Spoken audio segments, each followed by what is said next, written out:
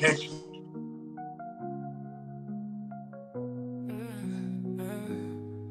Star money draping gold, we sipping on success. Diamonds make moves, icy wrists stay fresh. Dating lights flicker, shadows of the best. Click rolling deep, never failing, no test. I'm the man, star money's glow. Diamonds dance, watch them show. Click together, never solo. Ohio's finest, let them know. OVO. What up, what up, what up, what up, what up, what up? We finally back like we never left. We finally back like we never left without no ref. This is how it's about to go down. Everything I do it on God. Everything we do it on God. I do it with these two crazy motherfuckers. We do it on God. I am Young Money Bad News, co-CEO of Star Money Click. No one rap in the world. BMC for life. You already know the routine. Legendary's coming. That is 1-5. The other CEO of Star Money Click. Punish Me Vodka sponsors every show we do. He is also the best producer in the world. And he has a couple songs out. Y'all better keep up and keep catching up. That is Jimmy 2 Times, my brother from another mother. He has a lot of teams. We don't know what mood he is in when it comes to his teams right now, but we know he has a lot of teams. We are the On God Podcast. Welcome back, some bitches. All right.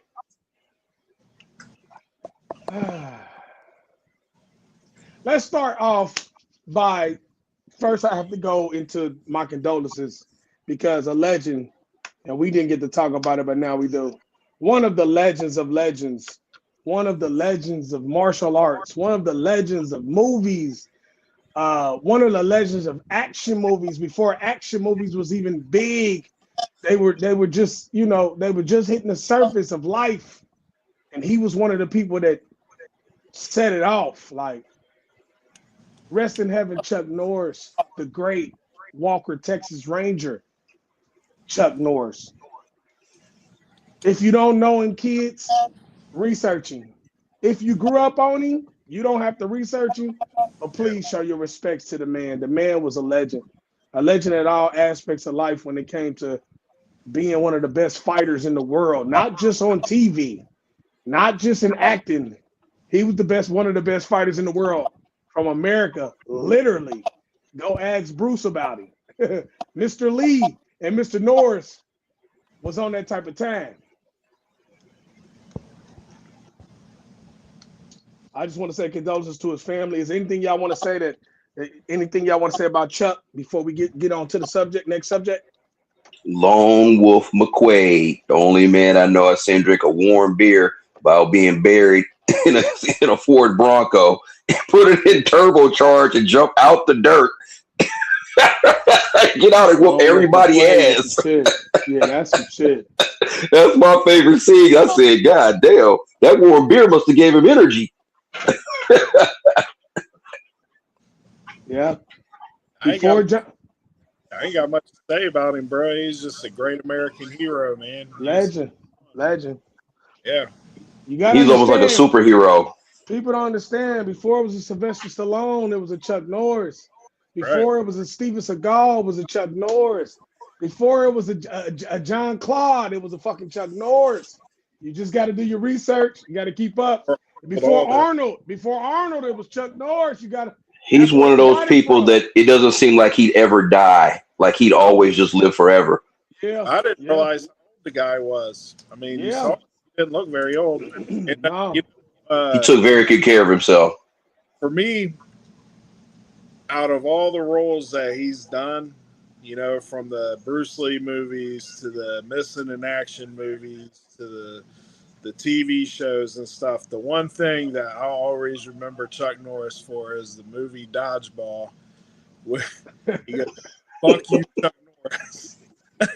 Yeah, I remember that. He's a legend, though, man. You gotta love him. One of my favorite movies people have probably never seen is called Sidekicks. And in Sidekicks, Chuck Norris, bro, that shit was so funny and so good. He just got it's just a lot of classics, bro. He's a classic guy, man. So shout out to Chuck Norris. Shout out to his family. Prayers to them. Let's move on to the NFL. It's 3 signings that we didn't get to talk about. Well, two moves and 1 retirement. The first move that we didn't get to talk about was Hollywood Brown signed with us at the time. We were going to do a pod at that time when it happened, but we didn't get the chance to get to it. But we signed Hollywood Brown at the receiver spot to make that 3rd spot. We also signed another receiver from Buffalo, Antonio Brown's best friend from South Carolina. Antonio, I like the Hollywood Brown signing. I think it's a good move because he'll take the top off. Devontae Smith can take the top off. AJ Brown can too, but they are more of the receptive receivers right now that we need. They receptions is top notch. Hollywood Brown is speed, just straight. I mean, just go. And Jalen Hurts has one of those balls where he can put that motherfucker right in the basket, and it's a wrap. I like that signing. Jalen Waddle traded to the Broncos. I like it. I think it was something they needed.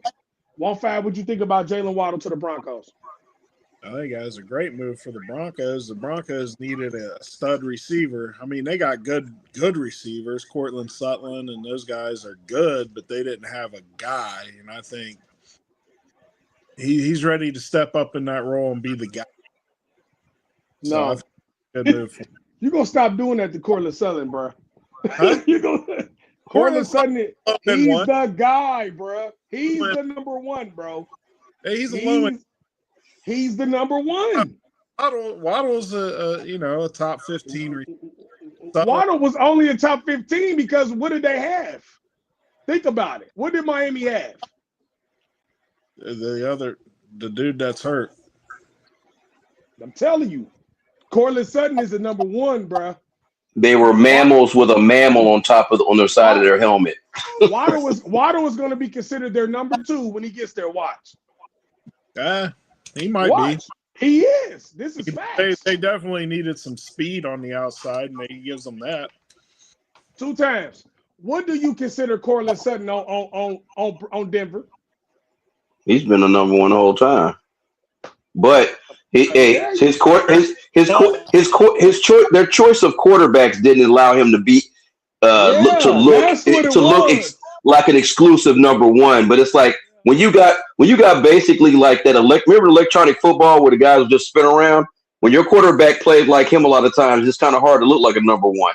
You know what I mean? But I like the move. I also like the fact that Miami didn't do anything petty and hold on to him and make him part of the rebuild. He's not a young wide receiver, but he's not an old one. He's kind of like just about to start hitting his prime. And I feel like he needs to be on a contender.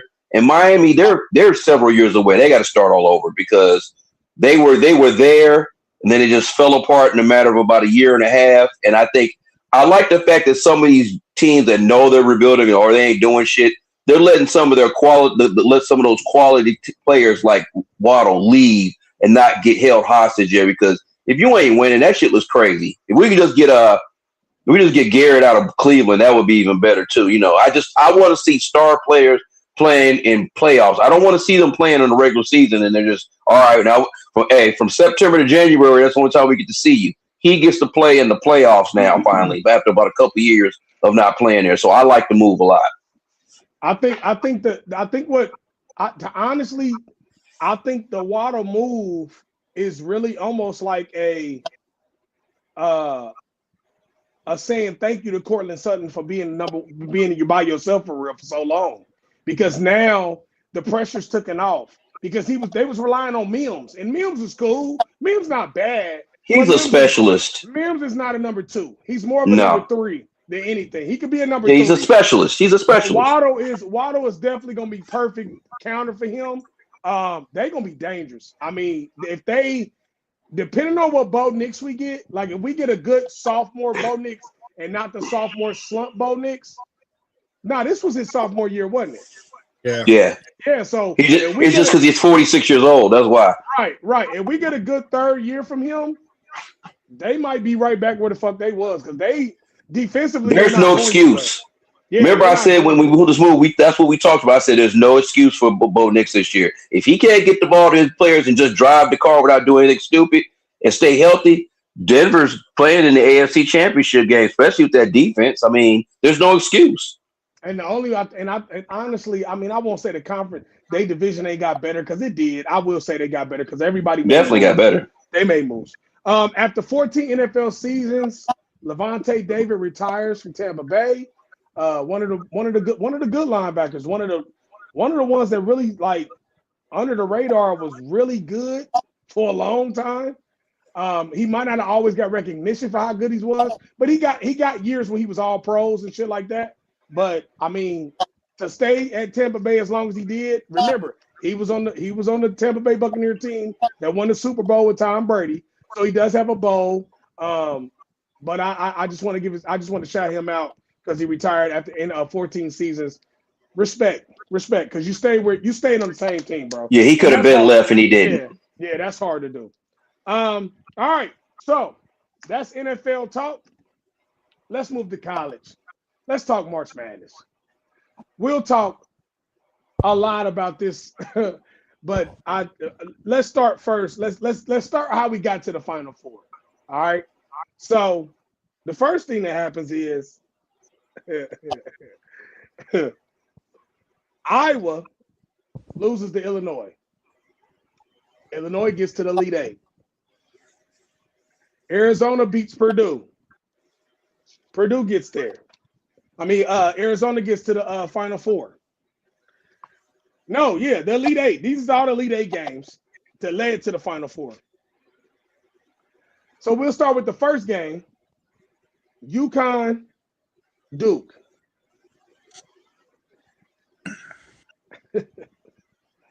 UConn 19 points down. 1 for 18 for 3. Duke's getting all the calls as usual. Anything they want. I mean, they're at the free throw line. It got to the point where I can't wait till people see the viral moment. I got it. I showed a lot of people when Danny Hurley put his head on the referee's head, letting the referee know, like, yeah, we showed your stupid ass.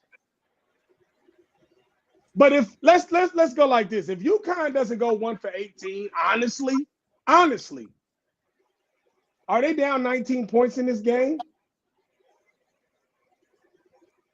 Because I didn't really see, like, Duke played a good game, but who played the best was the Twins. This was Little Boozer's best game. This was his best game of the year, like with his brother. Evans normally balls out, but Evans didn't really have a big game. And if you take away them two, UConn's big man was balling. He kept them in the game, but they couldn't throw it in the fucking ocean. At that time, when you down 19, you lose like you lost. Duke, just hold the ball. just hold the ball. Like, I wouldn't know what the fuck they was thinking in the first place. That was one of those deer in the headlight moments where they wasn't thinking and just did some crazy shit. But that was John Shire, because they showed the replay of John Shire when the play was getting ran, and he was doing this, like when they was inbounding to each other. When they threw the first pass, he was like, all right, now throw it there. Okay, now throw it there. But when he got to there and said, throw it there, the ball got tipped. So instead, it was really on him. It was a bonehead play. When you inbounded the ball, you should have said, just hold it until they foul. And then once you feel like you're getting trapped, now throw the ball. But y'all throwing it on the first pass. Running no clock for real. That's why he had enough time to pull it. Because if you look at it, it's cash. He's not rushing the shot. Go watch it again. It's just easy. Cash. That's why he had so much time. So this is what I want to ask y'all. Duke blew a 14-point lead in the national championship last year in the Final Four against Houston. And they blew this again, 19. It doesn't. Are they becoming like almost like, I won't say overrated, but like, are they like a fry in the pan? Like just one quick move, yeah, splash in the pan, because it's like you get the number one class damn near every year. You get there, but you can't finish. They're underachievers. Yes. I think they're about where Kentucky is right now, where they've lost their big name head coach, and these new coaches are trying to insert themselves a little bit, but they don't have the experience that the old coaches do to get them to that next level. So I think as long as Duke can get recruits, they'll be fine, but I don't think they're going to win a national chip within the next 5 to 6 years because they're about to lose the Boozer twins to the NBA, and who they got after that. They got some shit. They got the number one class again. I'm just saying, like, none of them really stepped up. You know what I mean? So, Kentucky's got some shit, but those guys didn't step up either. Kentucky ain't got what they had, though. I think it has a lot to do with coaching because if Coach K was there, and I'm a North Carolina guy like you News. If Coach K was there, they win the game. They win. They're I don't know. I can't say that. I think they do. Because he would have coached it in them to hold that ball. That was poor coaching, poor planning. So yeah, I think right now they're heading down. They're not going to go up. I don't know. I can't say that. I can't say that. I think you need to go back and look at the last 4 years of John Shire coaching. Yeah. Elite Eight, National Championship, Final Four. He's been there. He knows what he's doing. I just think that they had one of those. He had a brain fart because just like the Houston game, they're up 14. Sometimes, I could blame the coach for a lot of shit, but I can't blame him for the Houston loss because when you watch the game, they were just turning the ball over, like literally turning the ball over, like especially the last couple seconds of the game, like. And as far as Kentucky go, no, Kentucky's not on the same level as Duke right now. Duke is up. Duke is going this way, Todd. Duke has had the number one class for the past 5 years, and they damn near went to the Elite Eight for the last 5 years. And then they was in the championship game last year, or Final Four last year. So that lets you know they're not going nowhere. It's just, you got to think too, the college game is so young now. They're winning with freshmen. Well, the problem is the other players on the team, like the Lil Boozer's not going nowhere. He'll be there next year. He's not going anywhere. Big Boozer's leaving for sure, but Lil Boozer's not. He's not going nowhere at all. Well, here's my point. Is not that they're gonna be the standard at Duke is national championships, Final Fours. I think they're going to be stagnant. They're not going to be consistently in the Final Fours and stuff. You're going to see them drop out in the Elite Eight, Sweet 16, depending on matchups the next couple of years. I don't think they're going to keep making Final Fours and championships every year. I think there's too much talent in college basketball right now for that. You got a lot of good teams, and you got Michigan on the up and up. You got Illinois. You got. But you're talking about a team that was. Remember, they lost Cooper Flagg. They lost everybody from that team. They was number one in the country last year. Right. This year, they revamped the whole squad. They was number one nationally in the country. When they was the number one ranked team in the tournament. Not the number one seed where you just got a number one next to you. They're the number one seed completely. That's what I'm saying. They're not going to go nowhere, bro. 2 times what you think about the Duke collapse and what you think about Duke going forward? As much as I hate Duke, I had to take the polar opposite point of view on this. Moments like that, even with the one and dones coming in and out, I think Duke's head coach is gonna look at this moment and he's gonna use that to propel himself to make better decisions, especially down the stretch in games that are real close, which is what a good coach should do. The fact that Duke is always, and me and you just talked about this recently. I mean, as long as I've been a grown man, even going back to when I was before my preteens, Duke has always been one of those teams, preseason, top 10, pretty much every fucking year, if not number one or in the top 5, whether it's Coach K or me or you coaching, it's Duke.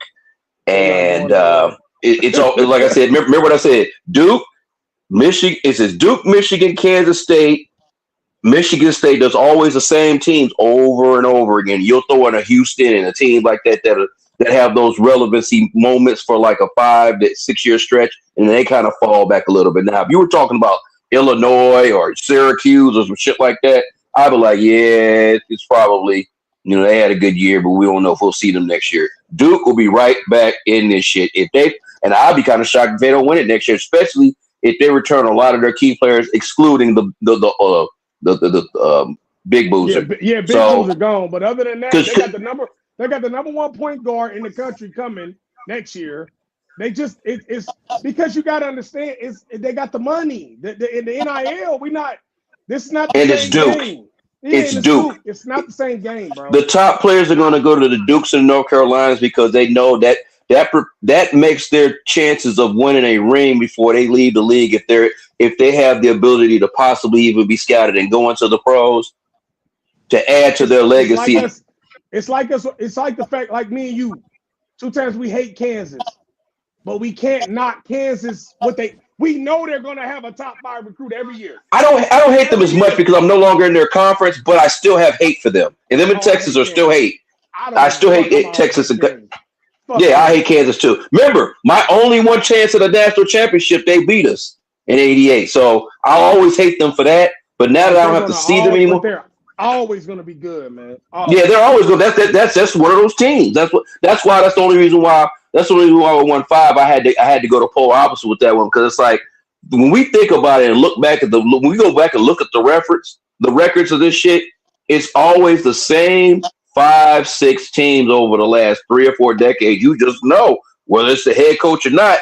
The kids are going to come there. NIL, no NIL. They're coming there. They're going to be a team that you have to fucking deal with when it comes to tournament time. Now, every once in a while, you'll get a Duke, a Kansas, Kentucky. They'll be a good team, and then the next team to come in, and then they'll just fall apart. But I don't see them in the next 5 or 6 years. That's hard to say. I mean, especially like you said, Elite Eights are better. I mean, shit. Yeah. Hell, my team hasn't been to the Elite Eight, but one time, that's what maybe twice. Motherfuckers don't even make the 30, the 64. Like it's hard.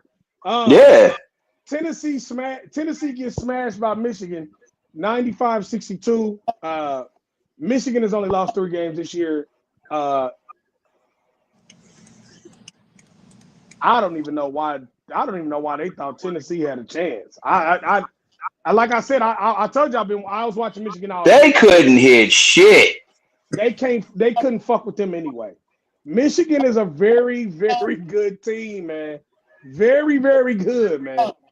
And it didn't help that Tennessee just could not hit anything. And like I told you, if you notice this tournament, it's been a lot of bad perimeter play, even from the better teams. They're just winning because they're more talented teams. They're hitting key 3-pointers when they need to, but if they had a situation with a role reverse and a hot team that you're not expecting to come in to beat you was on a roll, and you're not hitting them threes, then you can say fucking goodbye. But they've been getting away off of sheer talent and overall just potency from their lineups. All right, so we know what our Final Four is. Illinois has UConn. Michigan has Arizona. Since we're not going to see each other on the day before the picks, we're going to do the picks right now. 1-5. Between Illinois and UConn, who you got? I'm going to take UConn. Why? I just think UConn's a better team. Okay. 2 times, who you got? After that victory, the way they had to come back, I can't trust UConn right now. But Illinois was really bad from the perimeter of their last game too. So if Illinois shoots bad, then UConn has a chance. But I feel like Illinois I think they have a better chance of beating them. I got Illinois because I've watched Illinois all year. Illinois can shoot better than UConn, period. with Stojakovic and Merkovic, UConn they're is not a 3-point shooting team for real no. this year. They go through that big man first. Illinois can shoot the ball. They can shoot lights out, and when they get hot, it's a fucking wrap. And I'm glad you said something about the big man though. The thing Stojakovic got over him, over his daddy though, is he could put the ball on the floor. Stojakovic couldn't put the ball on the floor. His son can do it. They have almost 3-4 foreigners on this team that's played Olympic ball with the grown ass men, and they all play for Illinois now. So you're not really playing no kids out there like you think you are. You're really playing grown ass men. UConn's big man transferred from Michigan. He came from Michigan last year. He's good, but if that's what you think you're gonna beat, see, Duke's perimeter game is a little different because they rely on Boozer a lot. Illinois is a totally different ball game, man.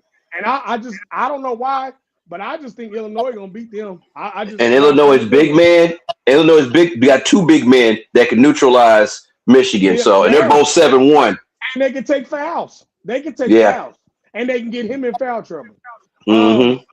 So I got Illinois. You got Illinois. 1-5 got UConn. Michigan, Arizona.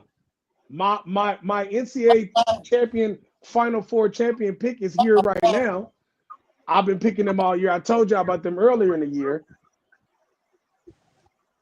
2 times who you got? Michigan or Arizona? This is going to be the game right here. This shouldn't have been this game. No. They should have let them face them and then meet for the championship. I hate when they fuck this up. Because whoever win this game, they gonna beat the brakes off of who they play in the championship game. Yeah, the other one. Unless they going flat. Yeah. Just judging off I like Michigan just a tad bit more, and I don't really like saying I like Michigan anything. But it's just this tournament is just one of those ones, man. It's just the way they rolled off on Tennessee because it was a close game. Then it's like I blinked and they was up 20, and I said, "God damn!" They rolled on their ass quick. Tennessee's. I know, but it was just how quickly they jumped on their ass, though. But remember what you're saying. You talking about somebody jumped on somebody's ass, right? Remember where Tennessee came from. Yeah. They wasn't. Look what they was ranked. No.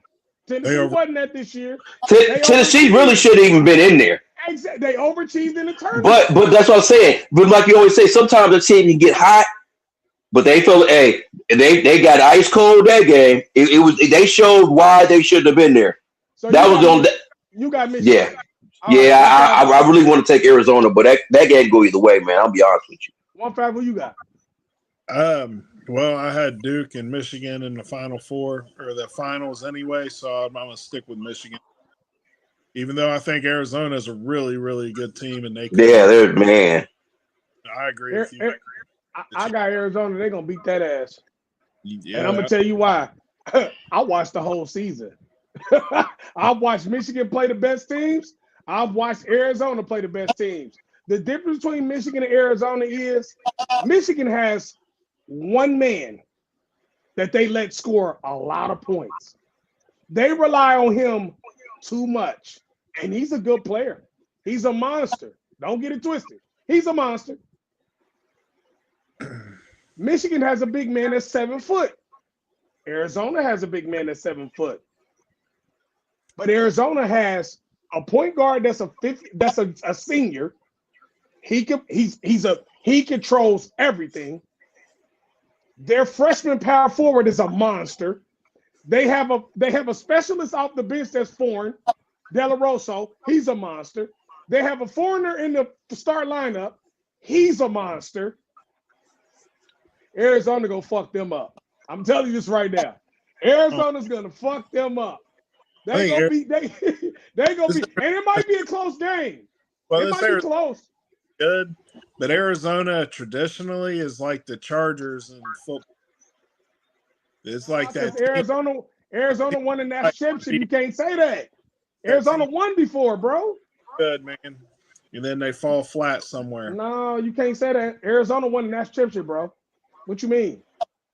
Arizona won in 97 against Kentucky. And Kentucky was loaded. And they beat North Carolina, and we was loaded. Vince Carter, Antoine Jameson, Ed Cota, they busted our ass with Mal Simon. Mal Simon, he played about 5 minutes in the NBA. And Bibby. Player. No, bro, I'm not. No.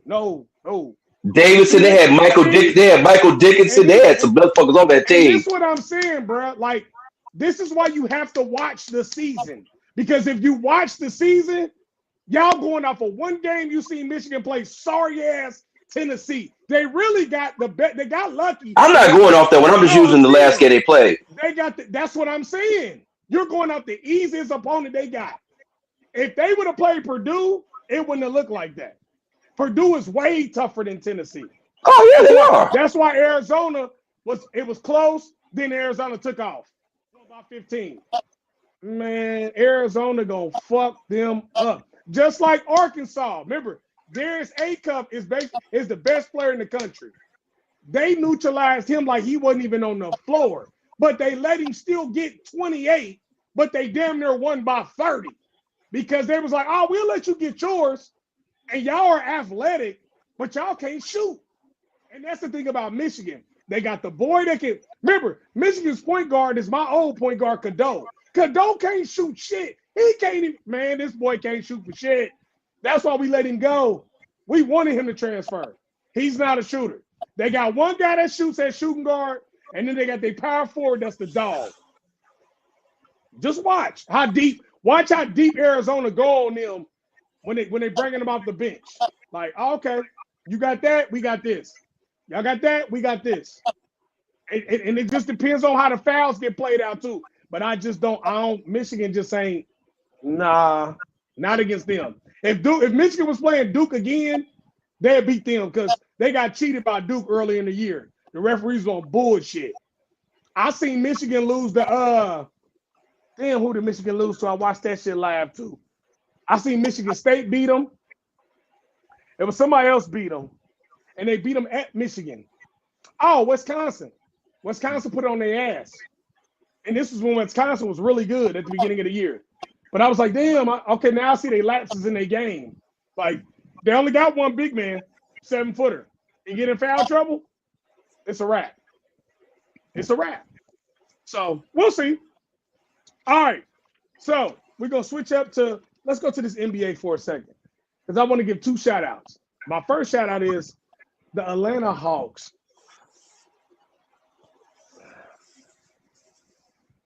The Atlanta Hawks was one of the sorriest teams at the beginning of this year. They didn't have Jalen Johnson this whole time balling. He was balling all year. But they made 2 trades. And since them 2 trades, they are in the 6th spot in the Eastern Conference. They are 8-2 in their last 10 games.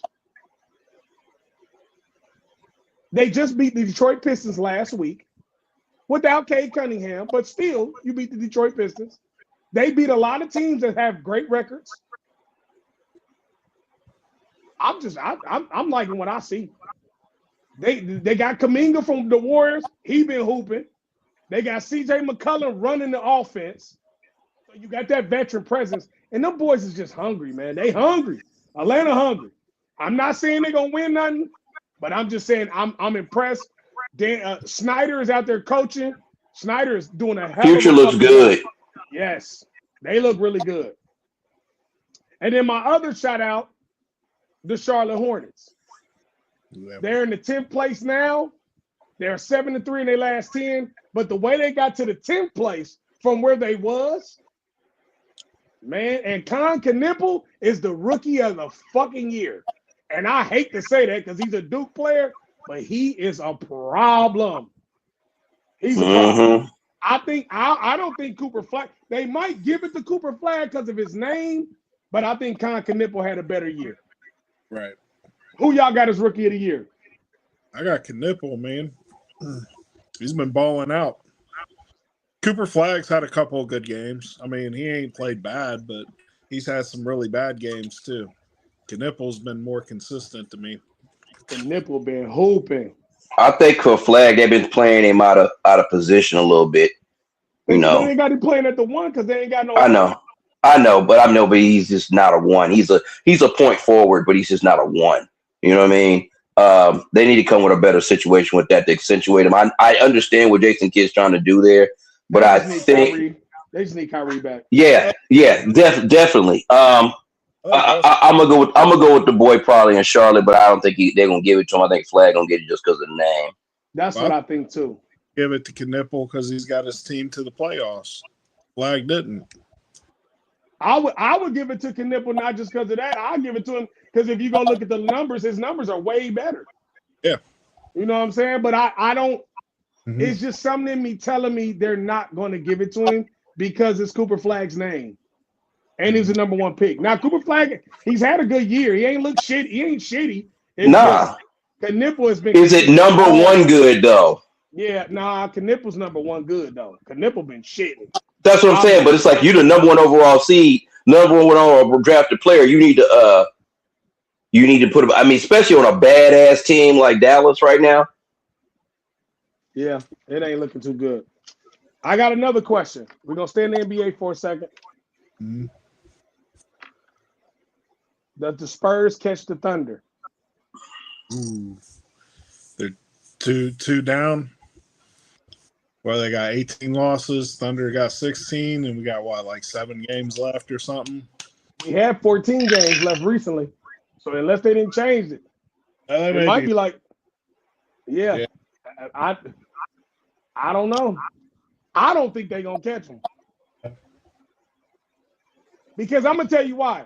OKC has beat lately all contenders. Yeah, I don't think they catch them. They might get a game on it, but that'd be about it. If they do that, they might lose a game. I think San Antonio gonna drop a game before OKC do. Right.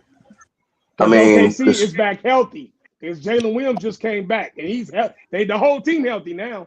They healthy. This the first time they've been healthy all year. I mean, the Spurs done won 9 in a row. I know, but look who the Spurs been beating. The fucking Bucks. It just depends on who they got to play. I'm saying when you beat if OKC ends the year on a weak schedule, they've got through all the tough games to get where they are. Well, let's put it like this: the Spurs got to play. These are the rest of their games. They got 7 games left. They got to play at Golden State, at Clippers, at Denver. They're home to the Sixers, home to the Jailblazers, home to the Mavericks, and home to Denver. I mean, shit. Other than those 2 Denver games, that's a split right there. And all those other games are winnable, maybe except the Clippers game is up in the air. So I mean, and who the Thunder got? The Thunder have. They got the Lakers twice. Oh. They got the Lakers twice. They got the Jazz. They got the Suns. They got the Nuggets and the Clippers. They got an easier route. I don't think they're gonna catch them. The Thunder do. They're not. They're only playing. The Spurs got an easier route to me. Spurs got an easier route. We can split with. The fact that they play each other second to last game, I mean, I don't know. They don't play each other again, do they? Yeah, they play each other on the 10th, Friday. The winner of that game is getting the first seed. Yeah. If I didn't have to work early, I'd love to watch that. That's why I'm saying it's tougher. Denver ain't really shit, but Denver just got healthy again. And I feel like they can split with the Spurs. They can split, but we can split with the Thunder. Like, I don't know. I know how we play against the Thunder. I've seen it happen. We can beat them. So I know if we split both ways, it's gonna come down to that game against each other. That's if we split. Now, let's say they beat Denver twice. The Spurs might get it. Or if they beat us twice, then the Thunder got it. Because you got to remember, the Thunder's still up 2 games regardless. So if they do the same shit, they ain't gonna never catch them unless they beat them. They're gonna have to beat them. If they're within a half a game of them when they meet up on the 10th, then that's something different. Yeah, that's what I'm saying. They up 2, so it's kind of hard. Now that we on this, who's the MVP? Man, who freaks eligible?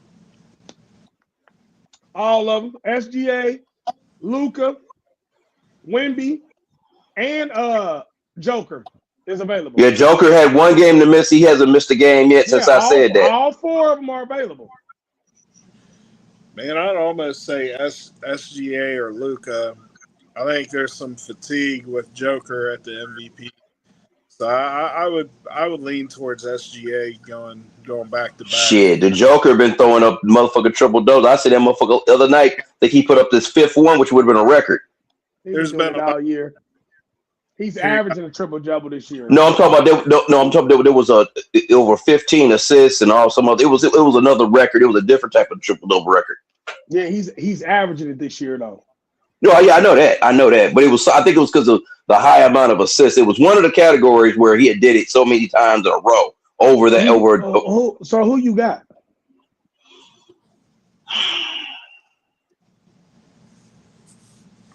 Luka. I'm a Laker, but I'm a Laker, but SGA going back to back.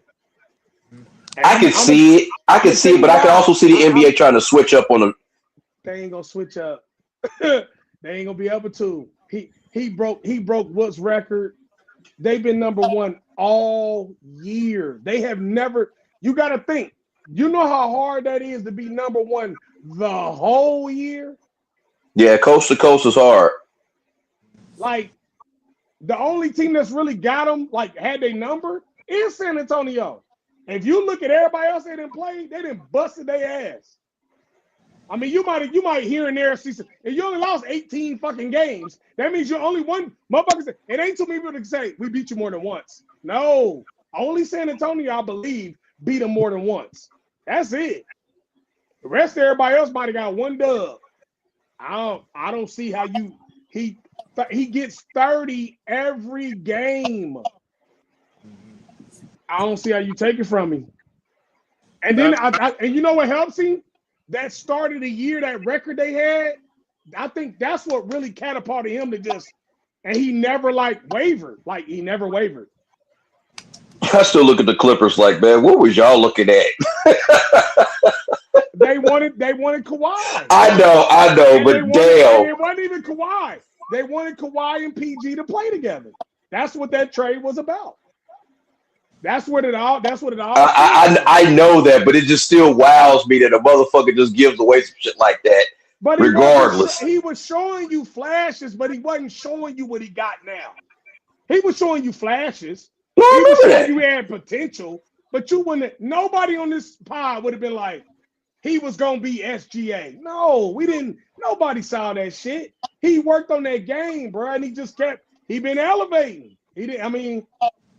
And now he's mad. He got that push off down. He got that push off down to a science too. I mean, it comes with the game. I think Luka's gonna finish in second, and Wemby's gonna finish in third for the MVP race. Yep. I really do. But Wemby is this close. Wemby is this close. I think he's next year's MVP. I think he is too. I think he is too. Yep. Because I think they're gonna get off to a fast start. But the problem with them, and 2 times this is something we talk about all the time, and you know what when I go here, you're gonna go, yeah. This is my thing about them though. How you gonna keep all them motherfuckers though? You gonna have to get rid of somebody. Cause you paying a lot of money. You got Castle, Vassell, you got De'Aaron Fox, you got Wemby, you got Ron Harper's son. He's up and coming. They want to move Fox to start Ron Harper's son. That's how you know, like, I don't. Well, the crazy thing is, they got, and they 6 man is damn near 6 man of the year. He been hooping Brown. But you know what's so crazy? I think the Thunder and the Spurs are about to get hit with some unfortunacy because now once they just listen to what I'm saying. The reason why I'm saying it is because with that new vote with the expansion in the next 2 years, when the expansion draft comes, you can only protect 9 people.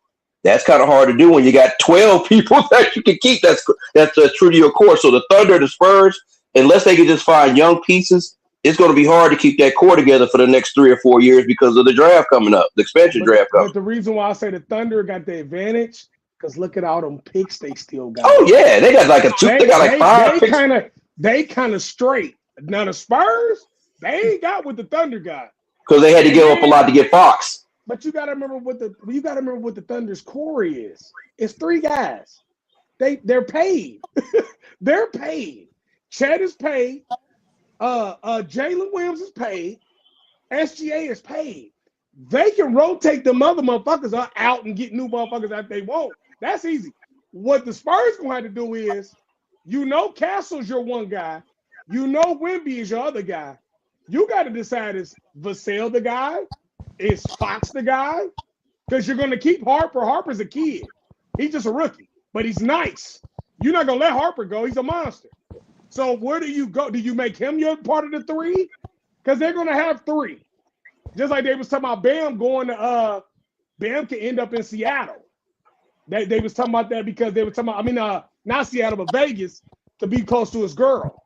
And I was like, damn, I ain't think about that. Like, well, you got to think by that time he'll be 30. That's what I'm saying. The expansion, but at 30 in this NBA ain't shit. No, I don't mean that, but like I said, because see, for the last few years, Miami's been played around with possibly trading him anyway, and by that time they may want to get younger because this shit ain't working. How many years he got left on his deal? I think it's 2 or 3. Because how expansion is, they gonna get a star. Both teams gonna get stars. Because you can only protect 9 players, and then everybody else is free to get drafted. Yeah, that's what I'm saying. So it's gonna be. And they trying to get that shit moving. They trying to have them teams playing by 28. That's what I said. Yeah. It ain't got that's a season after next. Well, that's how some of these teams are going to get out from under these big contracts too that they don't want. For sure. But them new tanking rules, the tanking rules combined with expansion. Watch how this shit change real quick because the NBA serious about this. You better start playing these motherfuckers. Guess who might get the fuck? Guess who might end up on one of them motherfucking teams though? Giannis. Yeah. Because Giannis want to go anyway, and he ain't gonna sign another deal. I can see him in Vegas. I can see him in Vegas too. Yeah. Because the word is Shaq and LeBron want to be a part of that expansion. They want to put in the bid. You know how when Magic went to LA, when Magic joined that bid in LA, and then he went and joined the bid in Commanders. LeBron and Shaq is trying to get on that team that they got building, and I wouldn't be surprised if Magic fuck with it too. Because Magic is some shit, man. He's a genius. Magic got his hand in everything. Yeah. I don't know how that would work if LeBron's still in the league though. Well, it's not going to be what they're saying is. By the time it happens, he'll be out the league. He'll be out the league. That's why they're saying he'll be a part of it. Because it ain't gonna be till like 28. And I don't see that's the first season. I don't see him playing 2 more years. And even if he does, that 28, that'll be his last year coming out. And he have that, you know how they do the farewell year for him. They'll do that for him, and he'll I think this is it. I think this is it for him. I don't think he's going nowhere. He's going next year. I think he's going next year. The Bron's too ego driven to let this be. Not this way, because James he has to control the narrative. Yeah, he got to be spotlight. He got to be the one. Want that attention on him all year. Mm-hmm. So he's going to come in next year and do that. He want motherfuckers to say, "We so happy to see you. We love you." And that bullshit. LeBron James jersey. Yeah, they want to do all that extra shit. All right, so let's get into these side notes. That was good. And then we get the hell out of here because I need to eat. I've been in the gym. Fuck y'all. You ain't lying.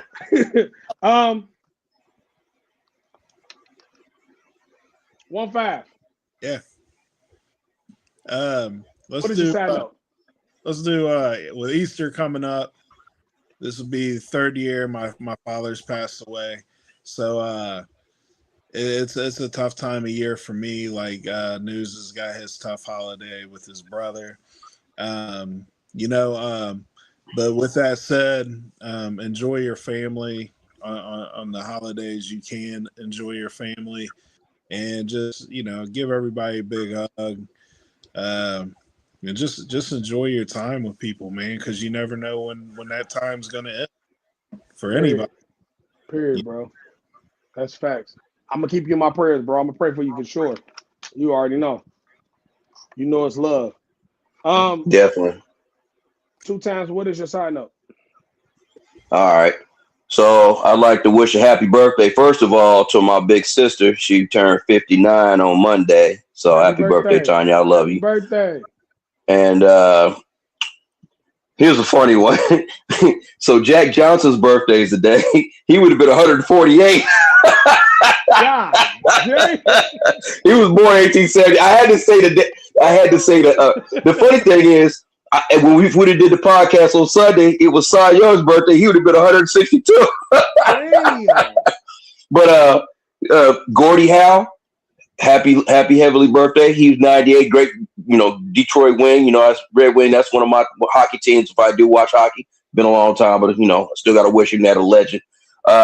Jimmy Johnson, one of the greatest cornerbacks in NFL history, 49er. He would have been 88. Happy birthday to him. Another 49er, John Taylor, 64 today. Big John Taylor with the big catch against 1-5's Bengals in the Super Bowl 23 after his safety dropped the interception in the game. Hey, man, they roll like that sometimes. Smitty, Steve Smith, 57 years old today. Motherfucker come in and score 12 straight points, called timeout, and then you don't get in the ball no more. And you wonder why he averaging 12 points a game. But either way, happy birthday, Steve Smith. And then another hockey player, Pavel Bure, Hall of Fame Russian hockey player. Used to play for the Canucks and the Panthers. He's 55 today. And I'd also like to give a condolences to the Browner family. Joey Browner, he passed away on Sunday. He was 65, man. One of the great safeties of the 80s, man. Everybody on this panel knows Joey Browner. That motherfucker they used to call him a poor man's Ronnie Lott. In my mind, he was really on the same level. He actually came right after USC when Ronnie Lott came out and came to us. So a long line of family, man. All 6 of his brothers played professional football, man. He was the first one. I think he's the second one to pass away. I think his brother Ross passed. He used to play for the Bengals. I think he passed away too. But he was 65, man. They didn't say why he died, but it kind of hit me hard, man, because I just remember him in some of the great games that the 49ers and the Vikings would play in the late 80s, and he would always be a key factor on defense for the Vikings, man. So that hit hard, man. I hate to see that because him and his family, man, a bunch of great college players and great, that's hard to put all 6 of your boys in the fucking league. That's some shit that can't be done. You know what I mean? So I like to say condolences to his family, man, and Happy birthday to all those legends. Condolences to the stars and the legends too as well. I'm gonna give 2 shout outs. Happy belated birthdays to first of all, I'm gonna start with my brother from my sandbox, my BMC cap, one of my BMC capos, D Magic. Happy belated birthday to him. We didn't get to say it. Happy birthday, Magic. So I'm gonna say it on the show. Also, my best friend Peasy's birthday was 2 days ago. Peasy baby, happy birthday to you as well. So my side note is I went to opening day. It was great. Really, really fun. I inform people if you go to opening day, go to the game because the game is better than standing outside the stadium and walking around the streets all day. It's just way better. The parade was dope as fuck. I seen Johnny Bench. He was in one of the nastiest drop tops ever. It was fire. It was really, really dope. Like it was just one of those days, bro. It was really, really sweet. The parade is really like, I wish Dayton was like this, but our city ain't big enough and we don't have any pro teams like that, so we can't do it. But it was really the shit. I got to give a shout out to my girl for taking me to see my squad. I am a Red Sox fan. If you don't know, we actually won the game, but we did not win the series. The beauty of it is the Reds won Saturday and Sunday, so they won the series, the first series of the year against the Red Sox. But it was really, really fun. It was the shit. I will be going every year to opening day now, and I also will be going to the game every time I go. And I don't give a fuck who the Reds play, but I'll be there. If you've never been, it's an experience you would love to do. Now, for my other side note for the opening day is people in Cincinnati. After a certain time at night, tell your kids to go the fuck home. Just because the all the fighting and shit that everybody heard, I was there.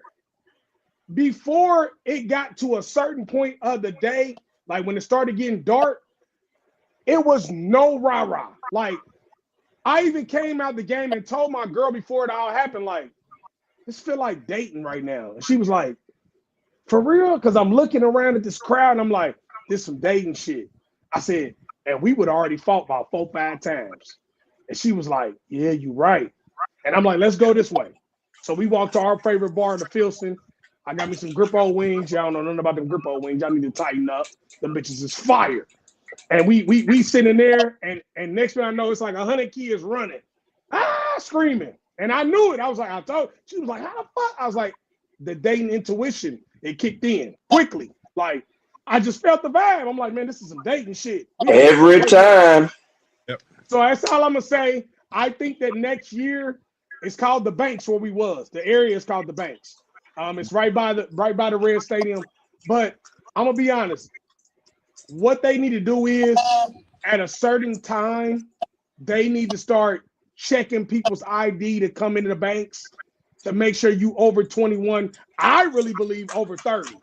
I think they should do over 30 because anything under 25, you motherfuckers. Some stupidity is going to happen. You just don't know how to act, bro. It's just dumb shit.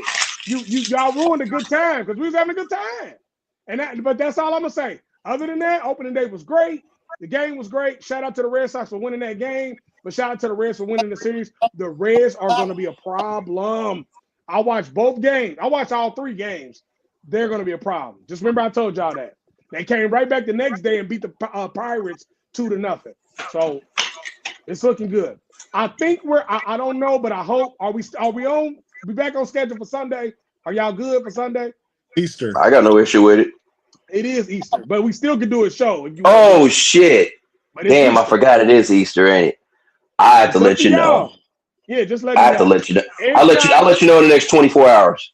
If I want it, because if not, then we'll wait till after the games. Because the game is Monday.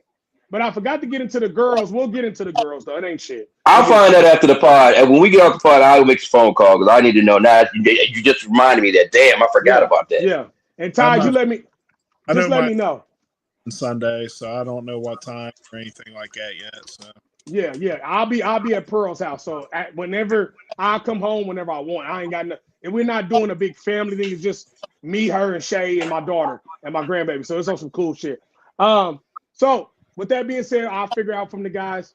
Like I say every time we do this, everything we do it on God. Everything I do it on God. I do it with these 2 crazy motherfuckers. We do it on God. Young Money, Bad News, Coach CF, Star Money Click. No one rap in the world. BMC for life. Legendary is on the way. 1-5, the other Coach CF, Star Money Click. Punch Me Vodka sponsors every show we do. No more producer in the world. Read the bottom print. It'll let you know everything you need to know. Jimmy 2 times, my brother from another mother. Whole bunch of teams. Read the fine print at the bottom. It'll let you know. We was the On God Podcast. Y'all stay prayed up. Keep going to get y'all money. We out. Assalamu alaikum, baby.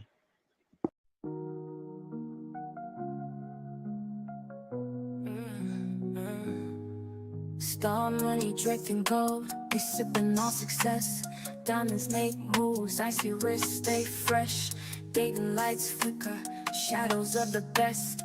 Click rolling deep, never failing, no test. I'm the man, star money's glow. Diamonds dance, watch them show.